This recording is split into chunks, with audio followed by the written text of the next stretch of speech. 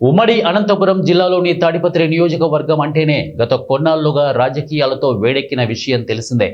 YCP versus TDP నేతల నిత్యం రాజకీయ సమరం జరుగుతూనే ఉంది.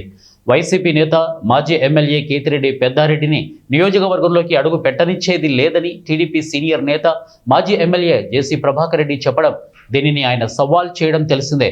దీంతో నియోజకవర్గంలో ఎప్పటికప్పుడు ఉద్రిక్తతలు కొనసాగుతూనే ఉన్నాయి. తాజాగా జేసీ వర్గీయులకు టీడీపీకి చెందిన కాకర్ల రంగనాథ్ వర్గీయులకు మధ్య రాళ్లదాడి జరిగింది. దీంతో తాడిపత్రిలో మరోసారి తీవ్ర హైటెన్షన్ నెలకొంది. రంగంలోకి దిగిన ఎస్పీ ఏకంగా జేసీకి వార్నింగ్ ఇచ్చారని తెలిసింది. విషయంలోకి వెళ్తే తాడిపత్రిలో ఒకప్పుడు వైసీపీ నాయకుడిగా ఉన్న కాకర్ల రంగనాథ్ అలాగే గత ఏడాది ఎన్నికలకు ముందు వైసీపీని వీడి టీడీపీలో చేరిపోయారు. అయితే ఆయనకు జేసీ వర్గానికి మధ్య కూడా విభేదాలు ఉన్నాయి.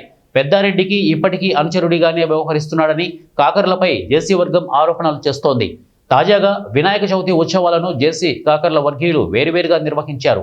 5 రోజుల పాటు ఎవరికి వారు పూజలు నిర్వహించారు. ఆదివారం వినాయక నిమజ్జన ఘట్టం వచ్చింది. దీనికి ఇరు వర్గాలు కూడా పోలీసుల నుంచి అనుమతి తీసుకున్నాయి. అయితే జేసీ వర్గానికి ఒక రూటు, కాకర్ల వర్గానికి మరో రూటును పోలీసులు కేటాయించారు. ఆయా మార్గాల్లోనే వినాయక విగ్రహాల ఊరేగింపు, శోభాయాత్రలను నిర్వహించుకోవాలని తేల్చి చెప్పారు. అయితే జేసీ వర్గం మాత్రం కాకర్ల వర్గానికి కేటాయించిన రూట్లోకి ప్రవేశించింది. దీంతో తమకు కేటాయించిన మార్గంలోకి మీరెలా వస్తారంటూ కాకర్ల వర్గం జేసీ వర్గీయులపై వాదనకు దిగింది. ఈ క్రమంలో సమీపంలో రోడ్డు వేసేందుకు తీసుకువచ్చిన పెద్ద పెద్ద కంకర్రాలతో ఇరు వర్గాలు దాడికి పాల్పడ్డాయి. ఈ విషయం తెలిసిన జిల్లా పోలీసులు రంగంలోకి దిగారు. జేసీ వర్గానికి చెందిన పలువురిని అదుపులోకి తీసుకున్నారు.